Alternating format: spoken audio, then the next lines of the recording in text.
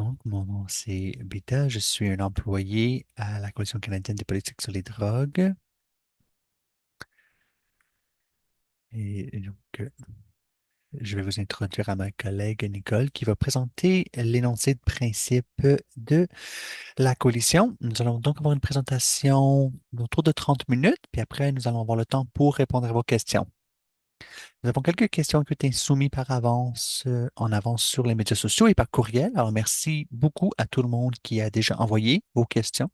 Nous allons aussi prendre des questions dans le module de questions et réponses en bas de l'écran. Oh, j'espère que tout le monde m'entend bien, mais laisse-moi savoir si vous avez des enjeux, des problèmes. On va essayer de les résoudre. OK, c'est bon d'avoir les pouces là.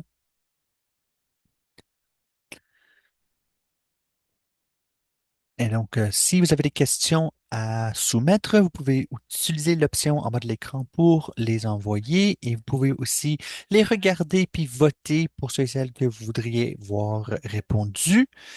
Bien sûr, avec le temps limité, il va peut-être falloir prioriser certaines questions, mais vous pouvez toujours soumettre vos questions à travers cette fonction de Zoom.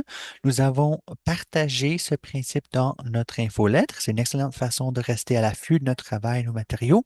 Si vous n'êtes pas encore sur notre liste courriel, on vous invite d'aller vous inscrire avec le lien qui a été partagé. Et je voulais aussi mentionner que c'est une discussion qui est très personnelle pour plusieurs individus et donc on vous demande de vous engager dans cette discussion avec respect et une souci vers l'équité. Nous allons aussi éliminer toutes applications pour la prise de notes avec IA de notre séance. Nous allons donc continuer avec la reconnaissance territoriale. La Coalition canadienne des politiques sur les drogues est un organisme délocalisés. Et nos employés travaillent dans plusieurs différents lieux à travers ce pays qui est connu maintenant sous le nom de Canada, sur des territoires non cédés et volés de Premières Nations et communautés autochtones qui en ont pris soin depuis les temps immémoriaux. Nous sommes engagés pour essayer de répondre aux violences et injustices continuelles et les iniquités vécues par les peuples autochtones et qui contribuent aux impacts mesurés de l'approvisionnement non sécuritaire de drogue. Et je vous rejoins de Toronto, qui est le territoire de plusieurs différentes nations, les Minisquaquet Credit, les Chippewa, les Haudenosaunee et Anishinaabe. Dans notre séance aujourd'hui, Nicole, une analyste des politiques à la coalition, va nous présenter l'énoncé de position. Nous l'avons publié pour la première fois en septembre 2025 et ça a été un fondement important de nos discussions.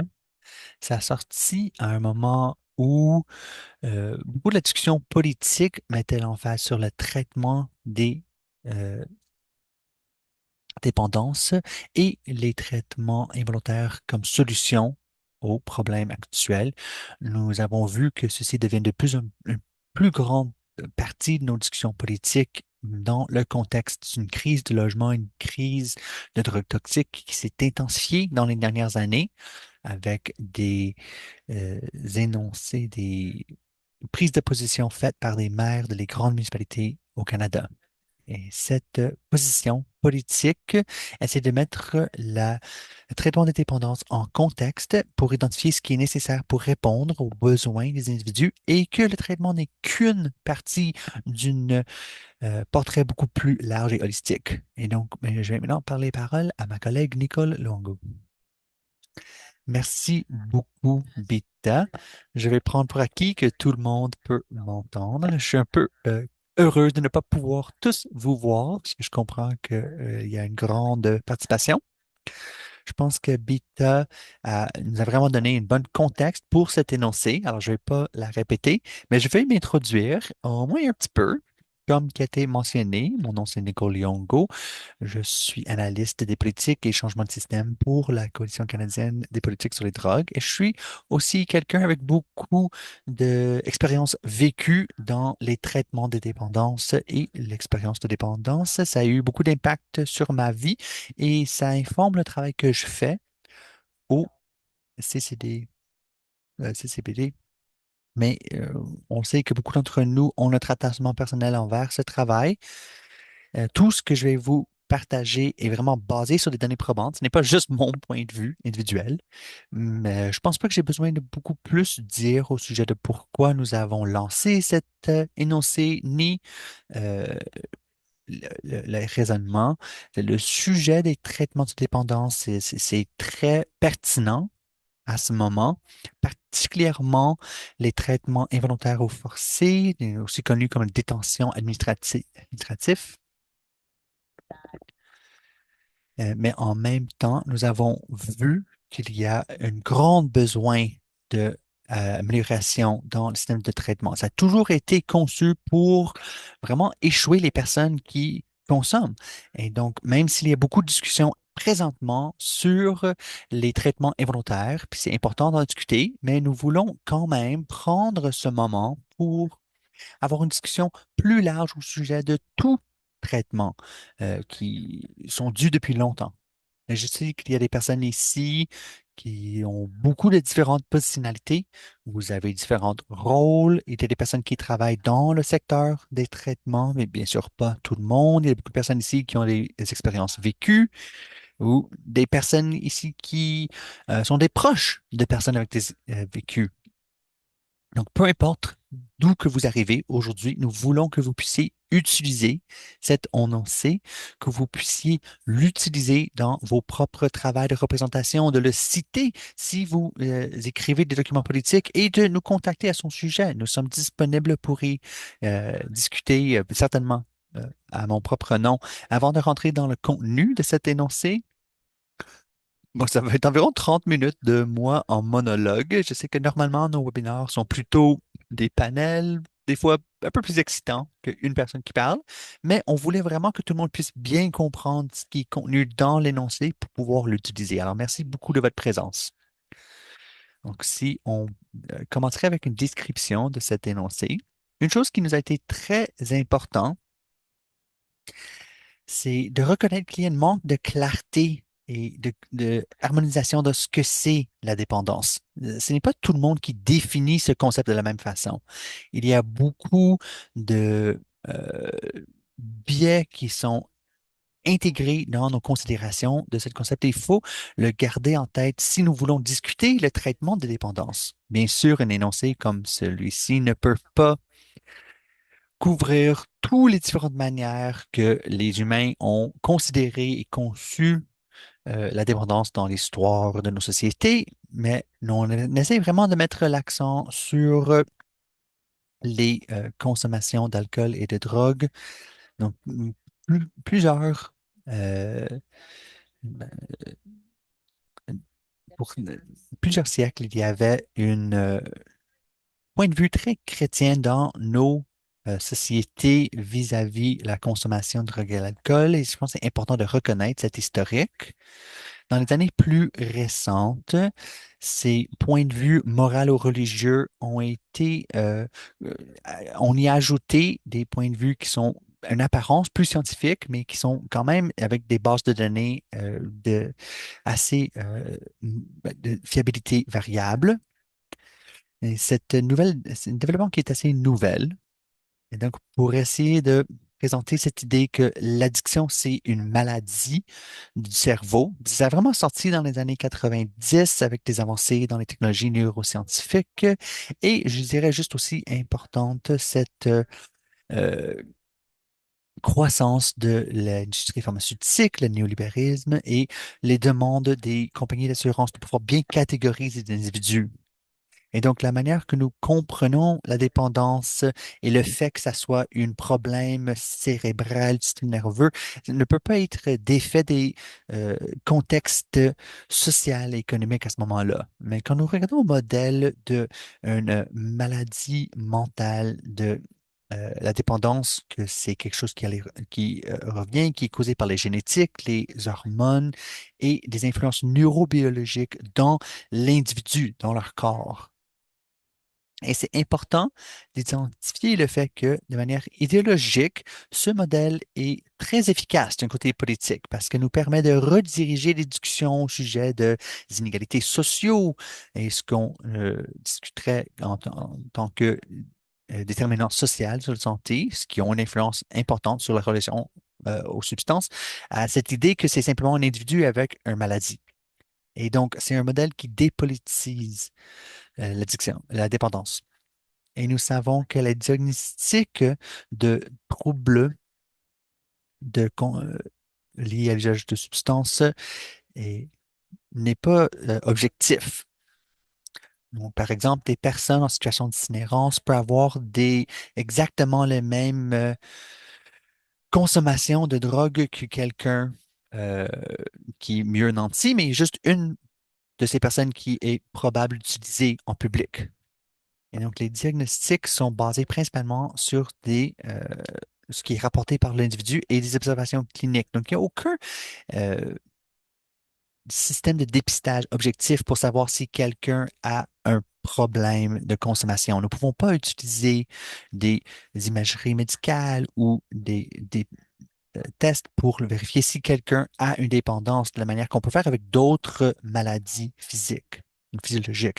Et une autre manière dans laquelle les diagnostics ne sont pas objectifs, ils sont en réalité enracinés dans les points de vue établis de la personne qui donne la diagnostic. Donc, si vous êtes en train de discuter avec un clinicien qui demande est-ce que vous passez beaucoup de temps à penser comment avoir accès aux drogues, ou si vous utilisez même s'il y a des conséquences pour leur utilisation. Mais ces sortes de variables sont informées par l'environnement politique et légale. Les conséquences de la consommation des drogues est principalement liées au fait qu'ils sont criminalisés.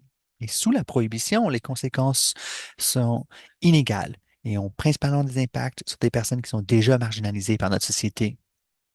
Et sur ce note, c'est important de reconnaître que l'utilisation de substances qui rencontreraient les critères pour un désordre sont en réalité entièrement rationnelles. Donc, nous savons que les personnes qui vivent la précarité de logement ou d'itinérance peuvent utiliser des stimulants parce que des fois, il faut rester éveillé pour vous garder en sécurité ou la sécurité de vos biens. L'utilisation des drogues est aussi une bonne façon de répondre aux douleurs. Il y a beaucoup de douleurs ou de torts que nous vivons si nous sommes opprimés. Et donc, ces diagnostics ne sont pas donnés de manière égale. Les personnes qui vivent l'itinérance dans la pauvreté, qui sont autochtones, qui ont en situation de handicap, sont plus probables d'être diagnostiqués avec un désordre lié à la consommation parce que leurs vies sont peut-être plus difficiles et leur utilisation est fréquemment plus visible parce qu'ils sont plus surveillés. Donc, ceci devrait vraiment mettre en question l'idée que la dépendance, c'est un problème du système nerveux qui est le résultat de facteurs neurobiologiques et plutôt que des facteurs environnementaux ou politiques. Et pour ces raisons, même avant de discuter quelle forme les traitements devraient prendre, cet énoncé met de l'avant le fait que le traitement n'est pas une solution pour les besoins euh, sociaux déterminants de santé. Et il faut avoir des efforts dans la réduction de pauvreté, le logement abordable, la possibilité d'emploi dans les programmes de réunification des familles. Et tous ces changements réduiraient presque certainement les demandes pour les drogues qui sont criminalisées. Et c'est toujours important de répéter que sous la prohibition des drogues, l'approvisionnement des drogues demeure non réglementé et donc toxique et contaminé. Et donc, tout le monde qui utilise des drogues qui sont non réglementées sont à un risque élevé de surdose ou de mort par surdose, peu importe leur relation avec ces substances. Ayant dit tout cela, même dans une société utopique, il y aurait probablement encore des personnes qui auraient des relations avec les substances avec lesquelles ils ne sont pas satisfaites, qu'ils vivent comme un problème et qui voudraient poursuivre un traitement pour dépendance. Donc, tout ce que j'ai dit, c'est que une relation, peu importe comment on veut le décrire, chaotique, problématique. C'est réel et ça peut être douloureux. Et je le connais par expérience. Et ça nous amène au principe de l'énoncé en soi. Et je vais rapidement donner une description de chaque principe et discuter comment on s'y prend dans le contexte actuel et les lacunes. Et après, je vais donner une description rapide de nos propositions pour améliorer la situation. Donc, premièrement, les traitements ont besoin d'être accessibles. Actuellement, il n'y a aucune directive fédérale ou autre pour le traitement des dépendances. Bien sûr, les soins de santé sont la responsabilité des provinces et territoires, mais euh, le gouvernement fédéral offre du financement pour les provinces et territoires avec un transfert fédéral si les soins de santé remplissent les critères d'être financés par le public, compréhensif, universel, portable et accessible. Mais il y a beaucoup de traitements pour les dépendances au Canada qui sont privés ou qui fonctionnent à travers un modèle hybride privé-public et qui est donc exclu de beaucoup des garanties énoncées dans la loi canadienne sur la santé. Et nous avons vu que les deux niveaux de gouvernement se font questionner au sujet de l'inaccessibilité des traitements, mais il y a une tendance à transférer la responsabilité à l'autre palier. Et donc, les traitements financés par le public sont largement inaccessibles aux personnes qui en ont besoin. Le système public a de très longues listes d'attente, une bureaucratie très complexe. Et dépendamment de où est-ce que vous êtes, l'espace physique le plus proche peut être à des heures de route. Et même s'il y a pas mal de traitements privés, d'options de traitements privés qui existent au Canada, mais c'est inaccessible du côté financier pour beaucoup de populations. Et donc, la première chose que nous mettons de l'avant, c'est que tout individu devrait avoir accès à des traitements de haute qualité, qui sont volontaires, qui sont accessibles comme soins de santé au Canada. Nous avons besoin d'un changement définitif vis-à-vis l'offre privée. Et ça doit être accessible et accessible aussi longtemps que l'individu en a besoin et pas pour un temps limité. Donc, présentement, les personnes vont rentrer dans un programme de 28 jours, puis après ça, il faut simplement partir sans soutien par après. On voudrait voir l'offre de soins temps illimité et public. Et pour continuer, je pense que la plupart des personnes sont d'accord de rendre les traitements plus accessibles. C'est pas vraiment un point de vue partisan. Toute position politique semble être d'accord que plus de traitements est nécessaire, mais il faut mettre aussi l'accent sur le fait que les traitements disponibles ont besoin d'être de meilleure qualité. Il y a beaucoup de personnes qui entendent ce mot traitement et sans d'expérience personnelle avec ceci. Il l'associe aux soins, à la bienveillance et bon, ça fait du sens, mais malheureusement, la réalité est beaucoup plus sombre. Il y a beaucoup de traitements qui est disponible aux individus qui est de très mauvaise qualité. Et c'est en partie dû au fait qu'il n'y a aucune norme nationale pour le traitement des dépendances. La plupart des juridictions n'ont aucune nécessité de formation, certification pour les individus qui offrent ces traitements dans le marché privé et où nous avons des systèmes d'accréditation et sont très rarement enforcés. Fréquemment, les centres de traitement n'ont aucune nécessité de suivre les résultats ni faire rapport des abus qui sont décernés. Donc, c'est très rare que les euh, abus sont rarement connus. Fréquemment, il y a du chuchotage au sujet de différents lieux, différents centres, mais en général, le public ne sont pas au courant. Dans des instances rares qu'on voit quelque chose dans les médias, en général, c'est parce que quelqu'un a été courageux, s'est mis de l'avant pour signaler et poursuivre cette situation. Mais en général, les traitements résidentiels forcent en général l'abstinence. Et nous savons que ça crée beaucoup plus de risques pour les surdoses si quelqu'un reprend leurs utilisations, leur consommation après qu'ils finissent leur traitement, ce que beaucoup de personnes le font. Et il y a beaucoup des traitements qui sont enracinés dans cette idéologie des 12 étapes dans la tradition d'alcoolique anonyme. Et ce n'est pas pour mettre en question ces programmes en soi. Il y a beaucoup de personnes qui en ont tiré avantage, qui disent que ça leur a sauvé leur vie, qui en donnent crédit, mais ils ne sont pas basés dans les données probantes de la manière que ces traitements devraient l'être. Donc, même si nous disons que ces programmes de 12 étapes devraient être disponibles aux individus qui les veulent, mais ce ne devrait pas être la seule modalité ni euh, euh, obligatoire. Et il faut vraiment avoir des traitements qui sont axés sur les personnes, les patients.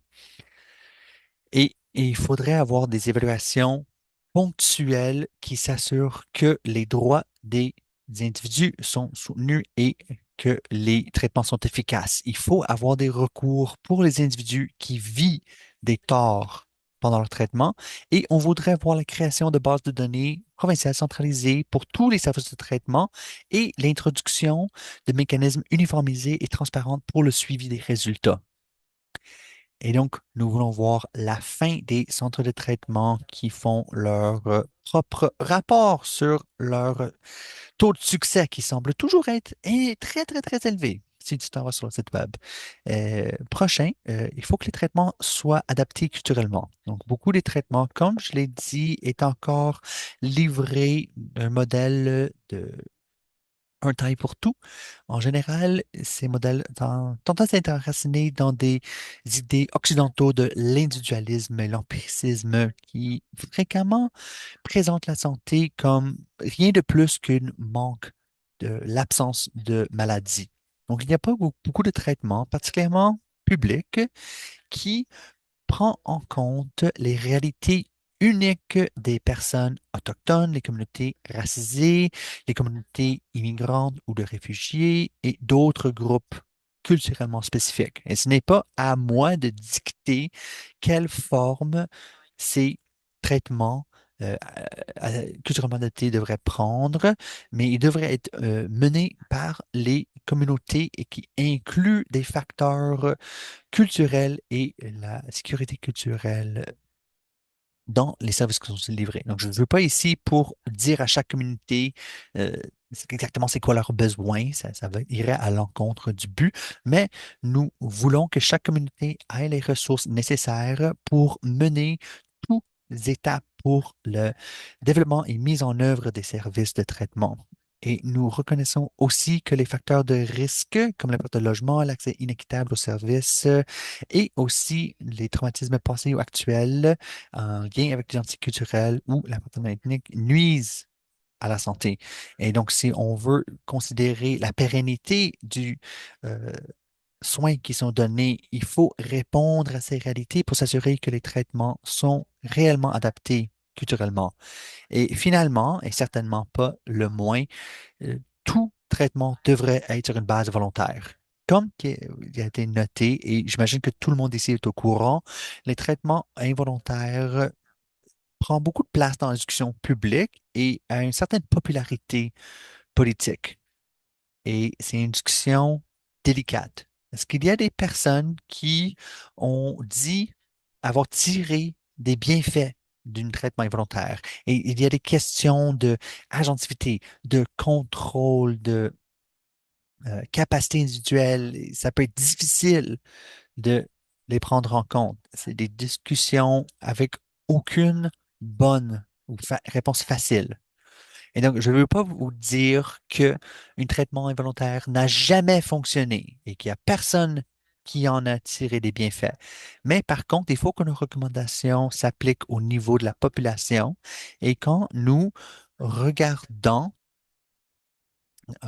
les données au niveau des populations, il n'y a pas beaucoup qui peut nous rendre optimistes au sujet de ces traitements, même si ça peut réduire l'utilisation et la consommation des substances sur un court terme. Il y a beaucoup de personnes qui rapportent reprendre une consommation avec, comme je l'avais dit, une plus grand risque de surdose parce que la tolérance est réduite.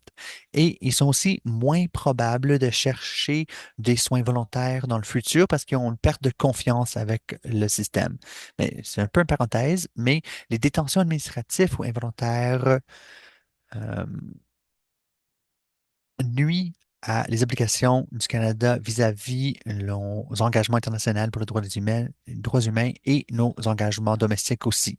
Et donc, ce n'est pas surprenant que nous plaidons pour un investissement dans des traitements volontaires qui répondent aux critères énoncés. Ceci réduirait la possibilité que quelqu'un se trouve dans une situation tellement grave que la seule solution perçue par leurs proches, c'est une détention involontaire.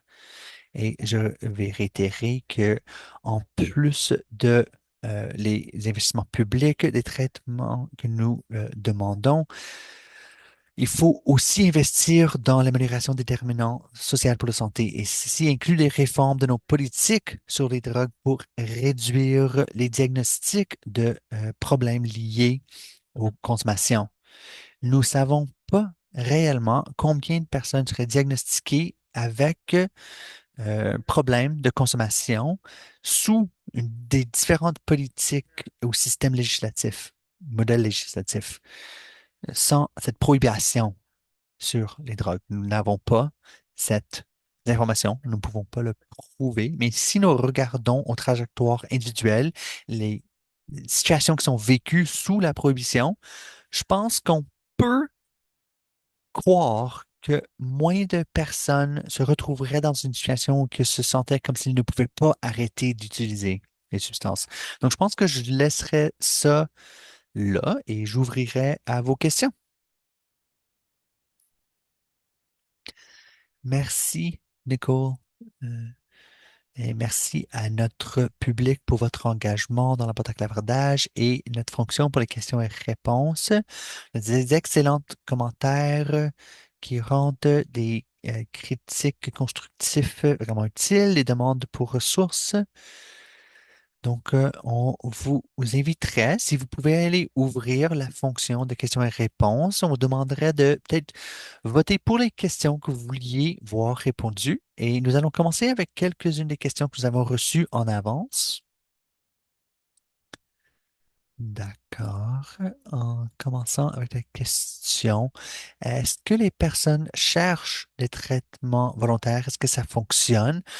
Pour des individus qui ont des utilisations de consommation qui sont déterminées d'être problématiques, est-ce qu'elles cherchent des traitements? Est-ce que ça peut avoir un impact à échelle? Réponse bref, oui. Les personnes cherchent les traitements. J'ai déjà fait référence aux listes d'attente pour les services de désintoxication et ainsi que les services de différentes sortes peuvent avoir de très longues listes et un grand besoin à laquelle n'est pas répondu. Et je pense que cette question, si les personnes qui ont des relations, un rapport problématique avec la consommation cherchent des traitements, je pense que ça parle un petit peu des stéréotypes que nous avons pour les personnes qui consomment ou sont diagnostiquées avec un désordre de consommation. Je pense qu'on a une tendance de vraiment avoir un euh, point de vue, vraiment une caricature de ces individus. Mais en réalité, il y a une grande diversité de personnes qui répondent aux critères cliniques pour un problème de consommation. Et je pense donc que ben, peut-être c'est difficile de le garder en tête parce que la manière que les dépendances sont dépeintes dans les médias sont un peu uniformes, mais il y a beaucoup d'individus qui fonctionnent très bien dans leur vie de jour à jour. Ils ont un logement stable, un emploi, mais qui ressentent qu'ils voudraient changer leur relation envers leur consommation. Et peut-être qu'ils ont la capacité de payer pour un traitement au privé.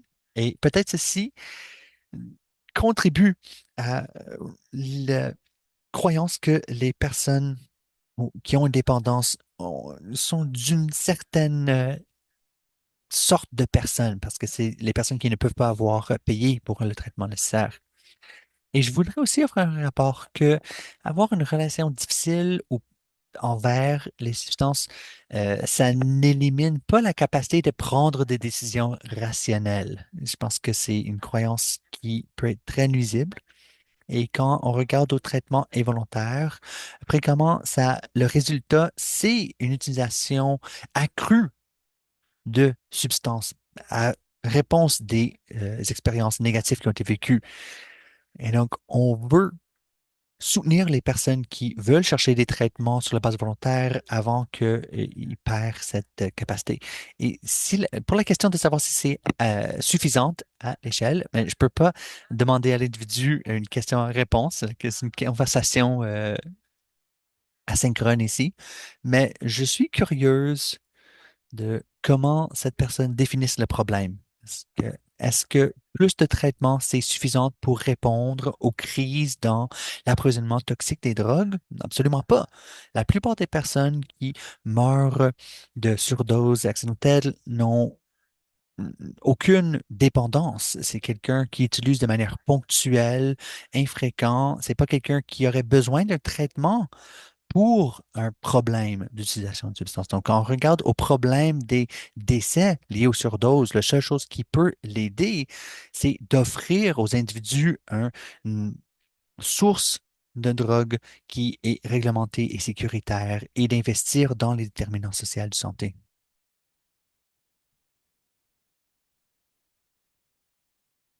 Et donc, si on passait à une des questions qui a reçu beaucoup de votes, non, à laquelle je vais répondre, c'est une question.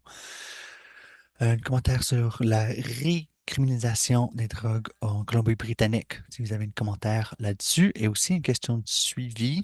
Qu'est-ce qu'on peut faire à ce sujet? Ou en réponse. Merci pour cette question. Oui, j'ai beaucoup de commentaires à ce sujet. Je ne vous mets pas ici juste pour ça. Alors, je vais essayer de les garder bref. Mais pour le Colombie-Britannique et la décriminalisation de cette politique pilote sur 3 ans, ça nous a beaucoup montré qu'est-ce qu'il ne faut pas faire. Et donc, par ça, je veux dire que le but principal de la décriminalisation, c'est de réduire l'engagement avec le système criminel. En réduisant l'engagement avec le système légal criminel, c'est un bien en soi, peu importe les autres résultats. Avoir un dossier criminel, d'être incarcéré ou juste des interactions avec la police, ça réduit le bien-être des individus. Donc, même si le seul résultat, c'était de réduire cette interaction avec le système judiciaire, ça serait un succès. Mais ce n'est pas le point de vue qui a été mis de l'avant en Colombie-Britannique. Ça a été présenté par le gouvernement comme une réponse aux euh, crise dans l'approvisionnement toxique des drogues parce que la décriminalisation, ce n'est pas la même chose que la légalisation. Ça n'allait jamais répondre à ce problème. Ça n'allait jamais répondre à avoir un accès sécuritaire aux drogues. La décriminalisation aussi été présentée comme quelque chose qui pourrait soutenir le soutien en soins de santé, incluant les traitements, mais et ça aurait pu le faire, mais nous n'avons pas vu les investissements nécessaires dans les soins de santé pour soutenir une telle augmentation. Donc, peut-être s'il y a des personnes qui seraient plus à l'aise de partager avec leur euh, docteur ou d'autres acteurs dans le domaine des soins de santé qui utilisent les drogues. On n'a pas vu une augmentation dans euh, l'accès au traitement. En même temps, les taux en pauvreté itinérante au Colombie-Britannique ont augmenté de manière fulgurante dans les dernières années. Donc, à tous les périodes d'années données, il y a un compte, un décompte qui est fait. Les personnes sortent dans la rue pour essayer de compter le nombre de personnes qui vivent l'itinérance. Et il y en a un qui a eu lieu en 2020 et un autre en 2023, peu après la mise en œuvre de la décriminalisation. Mais juste à Vancouver, l'itinérance a augmenté par environ 32% dans cette période de temps. Donc, c'est une statistique vraiment frappante. Et aussitôt que la décriminalisation a été mise en œuvre, on a vu beaucoup de personnes qui ont commencé à discuter la consommation en public et que c'était en train d'augmenter. On ne peut pas vraiment savoir si l'utilisation en public a augmenté parce qu'il y a personne qui en mesurait. Donc, une autre leçon, j'espère, qu'on peut en tirer. Mais c'est possible qu'il y a une augmentation dans l'utilisation des drogues en public, pas parce que ça a été soutenu par la décriminalisation, mais simplement parce qu'il y a de plus en plus de personnes qui vivaient en public. Donc, nous croyons que les taux d'utilisation des drogues n'ont pas vraiment augmenté, mais la visibilité s'est augmentée avec l'augmentation de l'itinérance et de la pauvreté. Donc, c'est juste pour dire, si on arrive en 2026, le fait que les traitements involontaires n'est pas juste en discussion, mais que c'est quelque chose qui est poursuivi de manière active, ben, moi, personnellement, je trouve ça dévastatrice. C'est vraiment difficile à voir. Et ben, c'est un peu comme le meme, on n'a rien essayé puis on n'a plus aucune idée. Parce que la décriminalisation, ben, ce n'est pas un essai réel qui pourrait être efficace. On a vu quelques résultats. Je pense que ça fait 125 ans de prohibition. La décriminalisation était en place pour un temps très bref avant qu'ils ont commencé à le réduire avec une augmentation, une crise dans le coût de vie, dans le logement que nous voyons à travers ce province, le pays et à travers le monde en réalité. Donc, toutes les personnes qui consomment ont toujours été des cobayes très faciles vis-à-vis des problèmes sociaux. Il n'y a pas grand-chose qui ont changé. Donc, peut-être il y a quelques centaines de lits de plus pour des traitements involontaires et j'ai beaucoup d'inquiétudes pour les individus qui s'y retrouveraient. J'espère que ça ne sera jamais moi. Mais les réelles solutions qui incluraient l'accès au logement, les soins de santé, les traitements basés sur des données probantes, on n'a pas vu d'investissement là-dessus et je dirais que ça décrit pas mal la situation en Colombie-Britannique. Mais merci beaucoup, Nicole. Une autre question de notre boîte à clavardage. Il y a beaucoup de questions. Merci beaucoup. C'est vraiment utile de tous les voir, même si on ne va pas tout voir, pouvoir toutes y répondre. Une question de Sharon. En Alberta, nous faisons face à un régime de traitement involontaire pour les adolescents, les jeunes adultes. Est-ce que tu pourrais nous pointer vers des ressources de la recherche qui pourraient nous aider à euh, argumenter contre ces nouveaux systèmes? Donc, si tu vas l'énoncé de principe, c'est bien cité et je crois qu'il y a des hyperliens, mais sinon les citations sont tout à la fin. Donc, c'est une bonne place à laquelle commencer. Au-delà de ça, je vous ferai référence à Health Justice, un organisme en Colombie-Britannique. Donc, discutons principalement au sujet de la loi sur la santé mentale au Colombie-Britannique, mais nous savons que de plus en plus de personnes qui consomment tombent de plus en plus sous ces sortes de lois. Donc, je pense qu'il y a une conversation en continu à ce sujet et c'est une très bonne ressource pour des recommandations basées sur des données probantes pour toute forme de traitement. Jamie D. Livingston a aussi fait une excellente analyse du stigmatisme structurel dans les soins de santé qui discute les problèmes actuels avec les services, vraiment à travers le système de santé et la manière que ces stigmatisation est présente à travers le système.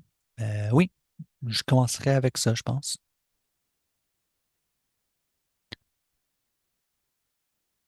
Et je pense que brièvement, nous avons discuté un peu des principes pour le traitement de dépendance de manière plus large, mais donc juste très rapidement, est-ce que tu pourrais rapidement discuter différence entre les traitements à la base volontaire et involontaire pour que les personnes puissent bien comprendre ces distinctions?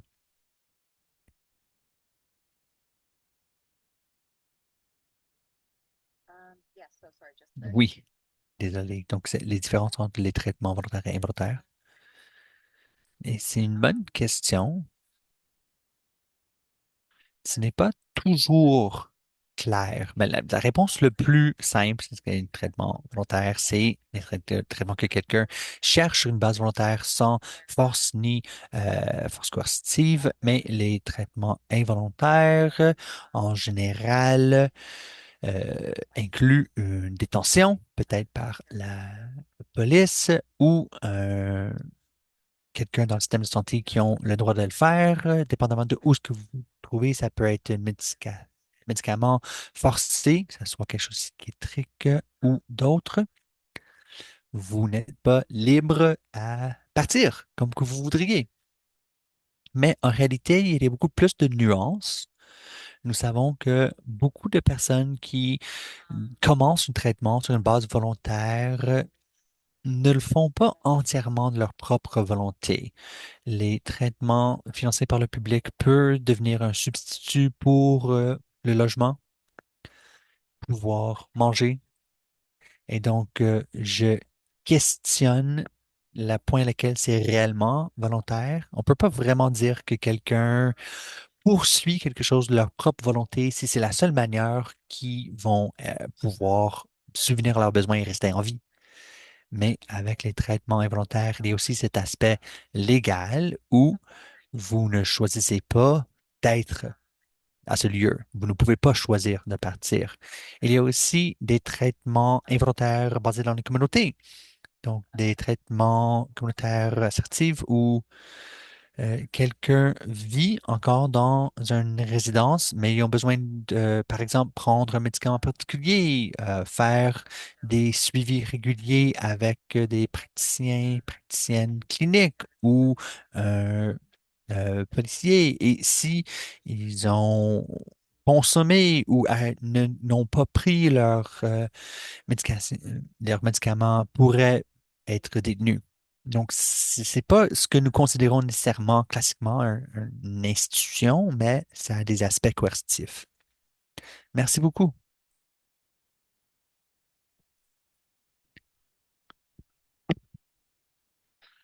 Une question, j'ai qu'est-ce que les fournisseurs de services de traitement qui sont en accord avec ce principe peuvent faire? Donc, il y a bien sûr, beaucoup de personnes qui travaillent dans ces systèmes et qui reconnaissent les problèmes, qui veulent soutenir les solutions. Désolé, est-ce que tu pourrais juste répéter? Le Dieu a coupé.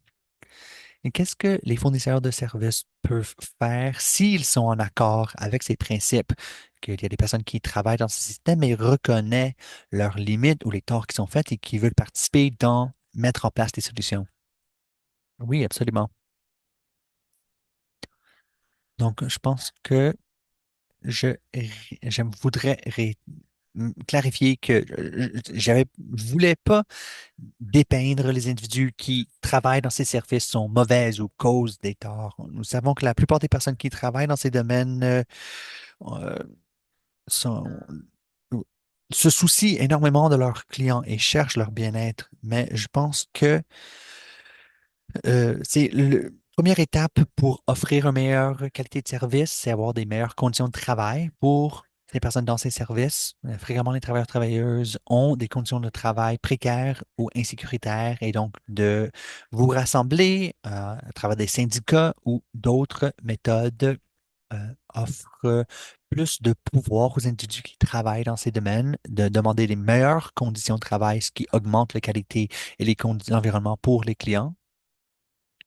Je voudrais aussi voir des employés qui sont encore plus impliqués, si vous ne l'êtes pas déjà, mais de vous impliquer dans le travail de représentation politique pour s'assurer que les traitements peuvent être financés par les soins de santé universels et bien sûr, ça irait à l'encontre de certaines euh, centres de traitement privés, mais je pense que ce serait pourrait être promu par des centres de services qui comprennent l'importance de ceci et qui veulent augmenter la qualité.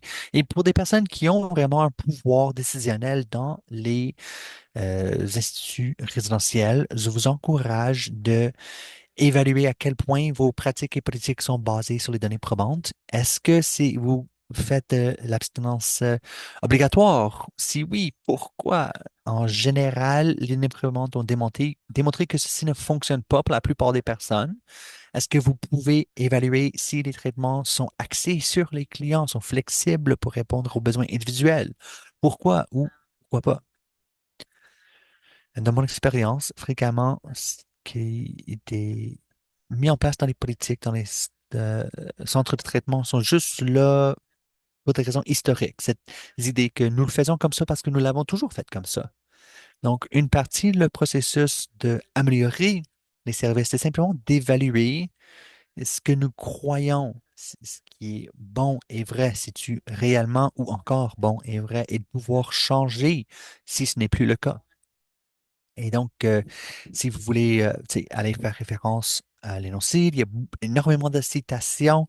Si vous êtes quelqu'un qui offre du traitement et voudriez savoir comment mieux traduire cet énoncé dans vos politiques de manière pratique, je suis ouverte à vous soutenir là-dedans et d'avoir cette discussion. Et lié à cette question au sujet des personnes qui offrent ces soins, et ces services, quelles normes de redevabilité existent pour les centres de services et qu'est-ce qui manque? Comme nous l'avons mentionné, il n'y a aucun règlement fédéral à ce sujet. Il y a des provinces qui ont des systèmes d'accréditation. J'espère que je l'ai prononcé comme il faut. Mais en théorie, il y a des règlements pour pouvoir opérer certaines institutions, particulièrement résidentielles, mais nous savons que les institutions privées ont très peu de redevabilité ou de surveillance pour les services qui sont euh, basés dans le système de soins provincial, si c'est dans la communauté ou l'hôpital, probablement qui sont plus stricts au niveau des règlements et on espère qu'il y a plus de surveillance et de suivi, mais nous savons que les services pour les personnes qui utilisent les drogues, que ça soit classifié comme des traitements ou non, une tendance d'être sous-financés et il n'y a pas assez d'offres pour répondre aux demandes. Et pour les personnes qui utilisent les drogues ou qui font leur revenu de manière criminalisée, sont juste pas pris au sérieux, pour le dire clairement. Donc, ça nécessite des mécanismes pour permettre aux personnes de faire des rapports, de dénoncer des abus. Et ça peut avoir plusieurs différentes formes. Je ne veux pas juste dire les choses complètement explicites comme un abus physique, mais tu sais, la stigmatisation des individus, des personnes, a aussi besoin d'être pris en compte. Merci beaucoup. Juste un moment.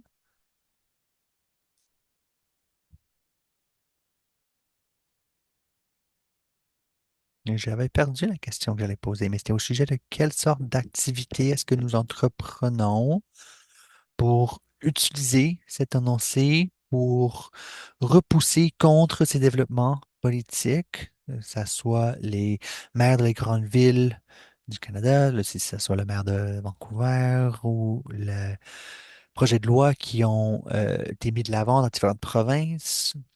Qu'est-ce que nous faisons à la coalition pour utiliser cet énoncé pour répondre à la situation et qu'est-ce que d'autres organismes font et comment est-ce que d'autres organismes peuvent aider dans cet effort.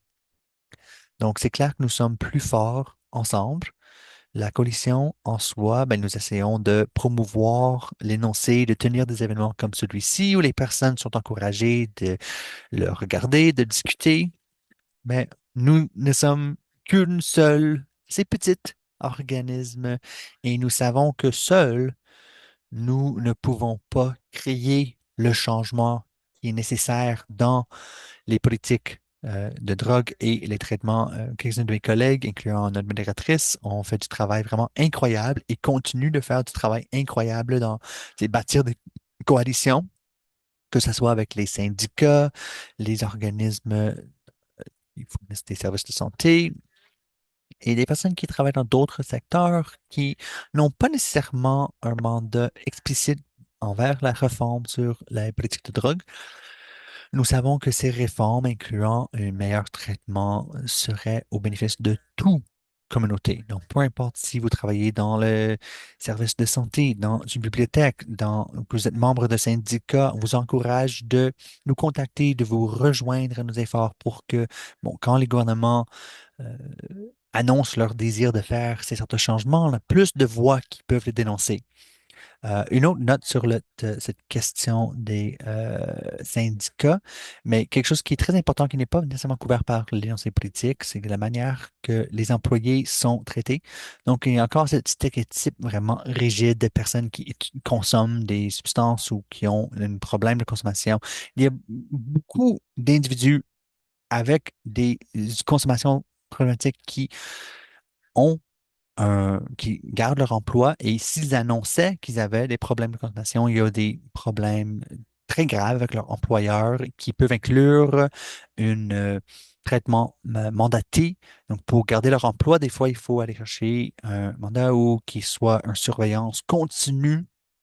Et donc, c'est aussi un très réel enjeu pour les travailleurs, travailleuses, et donc, même si ne ressentez pas que vous êtes reflété explicitement dans ce que nous essayons de faire, on vous encourage de vous engager et travailler avec nous sur ces questions. Donc, quelques autres questions. Un, c'est au sujet de bien nommer le rôle des travailleurs travailleuses de sexe et de vouloir interroger pourquoi ces travailleurs travailleuses ne sont pas nommés explicitement dans l'énoncé et qui ont peut-être été rendus invisibles vis-à-vis les communautés marginalisées et criminalisées. Et l'individu a aussi nommé le fait qu'il y a des intersections bien documentées entre, désolé, j'ai pas dit la question, mais des intersections dans les mouvements pour la libération des travailleurs et travailleuses de sexe et des personnes qui consomment. Et donc, un appel à être peut-être un peu plus explicite dans ces liens, d'explorer cette intersection, si tu voulais peut-être partager à ce sujet. Oui, absolument. Merci beaucoup pour ce commentaire. J'apprécie le commentaire. Vous avez raison que nous n'avons pas nommé cette communauté de manière explicite dans l'énoncé. Probablement que nous aurons dû le faire en discutant les groupes qui sont marginalisés et criminalisés. Je sais qu'il y a beaucoup d'intersections entre les personnes qui utilisent les substances et les travailleurs, travailleuses de sexe. Moi-même, j'ai de l'expérience dans le travail de sexe et je pense que nous devrions le modifier pour les inclure, particulièrement quand on discute des réductions des méfaits et le mouvement de réduction des méfaits. Et c'est quelque chose qui a ressorti du mouvement en réponse au VIH, SIDA, et c'est fréquemment les travailleurs et travailleuses de sexe qui ont mené ces luttes. Et donc, je m'excuse de cet oubli, puis je pense que c'est un changement qu'on devrait faire. Mais merci beaucoup, Suzanne, pour nous avoir amené cette question. Donc, nous venons à la fin de notre temps. Nicole, tu l'as touché un petit peu, mais qu'est-ce que les personnes qui tu sais, sont en accord avec l'énoncé, qu'est-ce qu'ils peuvent faire, comment que les personnes peuvent prendre action en réponse à cet enjeu? Donc, en plus de ce que j'ai déjà dit, les personnes qui utilisent les drogues, de beaucoup de manières, offrent une alerte précoce. Le fait que ces systèmes de traitement sont actuellement privés, c'est pas un bon signe pour notre système de santé en général. Donc, si vous êtes quelqu'un pour laquelle les services de santé provinciaux et publics sont importants et qui travaillent là-dessus, et je sais qu'il y a beaucoup d'organismes qui le font, et je pense que d'inclure les personnes qui utilisent ces drogues, c'est une très bonne idée. Et on voit une augmentation dans la privatisation dans plusieurs différents domaines. Et il y a de plus en plus d'organismes qui sont dans la résistance de ils résistent aux privatisations du système de santé. Malheureusement, l'aspect de les traitements de dépendance privée sont vus comme un problème niche, mais ça a des impacts importants pour le système de santé au complet. Donc, si c'est quelque chose qui est important pour vous, on vous encourage d'inclure les services de traitement sur les dépendances dans vos efforts. Comme nous l'avons dit, les besoins pour des services de traitement pourraient presque certainement réduire avec plus de travail qui est fait pour répondre aux déterminants sociaux pour la santé. Donc, c'est vraiment du travail à faire là. Peut-être les choses les plus faciles que vous pourriez faire, c'est rejoindre l'infolettre pour la coalition, d'avoir des mises à jour sur comment vous impliquer.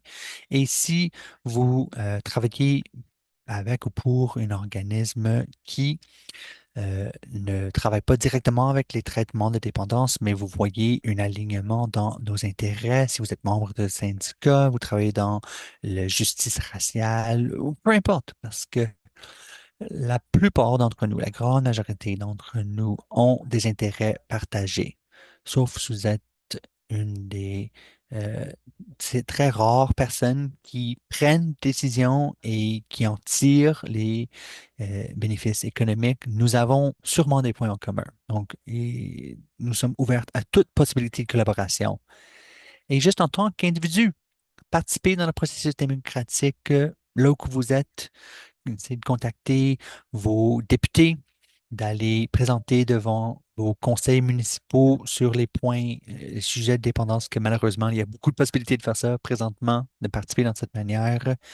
On ne veut jamais décourager votre participation, mais nous sommes toujours plus forts quand nous nous rassemblons. Mais juste des discussions autour des tables de souper avec des personnes dans vos réseaux, avec vos proches qui ne considèrent pas nécessairement ces enjeux, ce qui est beaucoup de personnes qui ne le considèrent pas, ben, c'est utile d'avoir ces discussions et je laisserai ça à ça.